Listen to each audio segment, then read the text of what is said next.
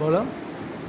যে ছেলেটা চায়ের দোকানে রেটো কাপ ধুচ্ছে রাস্তার ধারে, তাকে ডাকুন, তার কানে কানে বলুন, সুজলাম সুফলাম মালয়জে শীতলম।